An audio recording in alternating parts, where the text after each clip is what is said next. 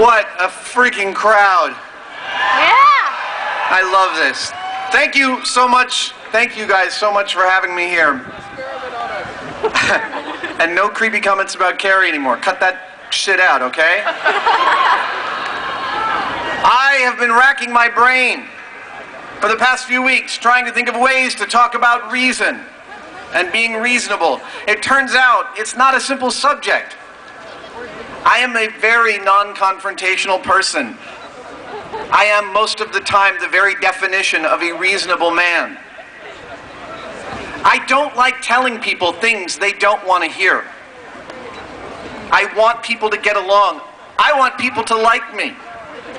I want to find good things in people. I want to understand viewpoints that differ from mine. I want my tombstone to say, he was nice to work with. Thank you. I have children. I want to raise them in a world they can add value to that has value to them. I want for them to feel entitled only to working hard at doing what they love in order to be excellent at it and to share their lives and the rewards with those that they love. Of course, I think this is all anyone wants for their children or themselves.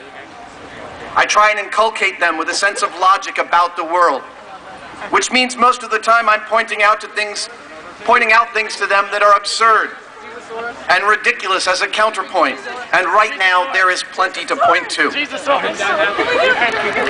I console myself, however, with the thought that for anyone truly paying attention, for at least the last 300 years, the world has always been chock full of absurd contradictions and has always seemed to be going downhill and fast.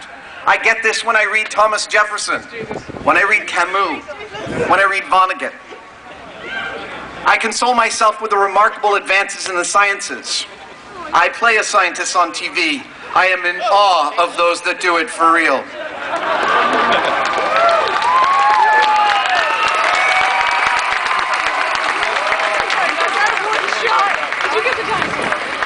Testable, provable phenomena and the predictions they allow, big and small, brought me here in front of you today.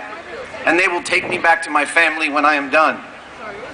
They allowed me to drive to D.C. on a bus, type my speech on a screen, ride to this rally in a car, walk on shoes that support my feet, and wear clothes and a hat that protects my pale skin from the sun. To fly on a plane home. That plane I will get on exists and stays in the air because of a million large and tiny tested predictions about lift, drag, material performance, physics, electricity, radio waves, wear, tear, shear, checklists, human error, machine error, and redundancy. It is a miracle of engineering. It is the result of an ancient and very human drive, a drive that makes us what we are in all of our unique specialization, a drive to solve problems.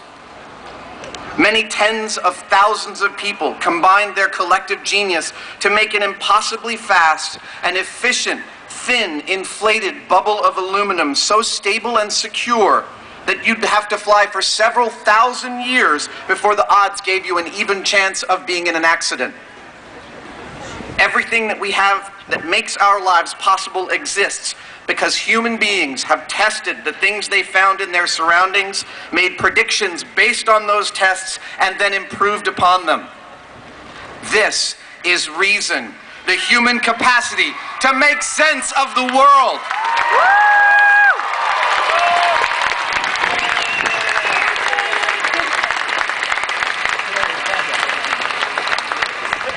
Here are some other things that, like the components of the airplane, have been tested and proven. I'm going to call them facts. E equals MC fucking squared. Force equals mass times acceleration. The Earth is not the center of the universe. Man landed on the moon in 1969 and a few times thereafter. Burning airplane fuel caused a tragic, catastrophic collapse of the Twin Towers in 2001. The Earth is spherical. Well, not precisely round, it is officially slightly pear-shaped.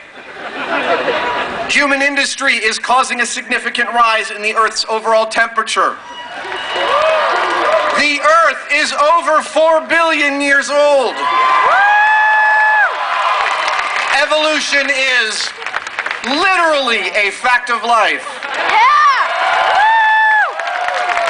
As Neil deGrasse Tyson says, facts are true whether or not you believe them.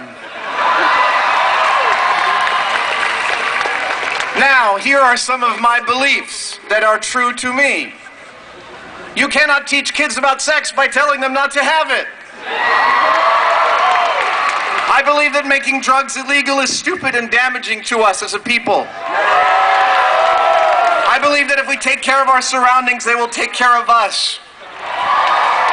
I believe that inside every tool is a hammer. I believe that people have an inalienable right to choose what to do with their own bodies.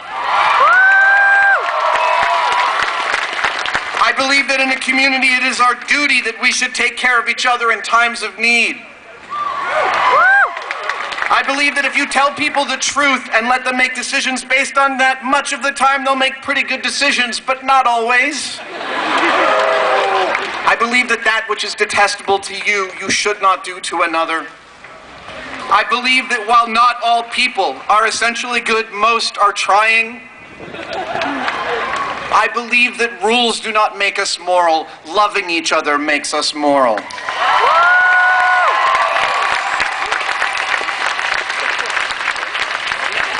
And finally, I have concluded through careful empirical analysis and much thought that somebody is looking out for me, keeping track of what I think about things, forgiving me when I do less than I ought, giving me strength to shoot for more than I think I'm capable of. I believe they know everything that I do and think, and they still love me, and I've concluded after careful consideration that this person keeping score is me. Thank you.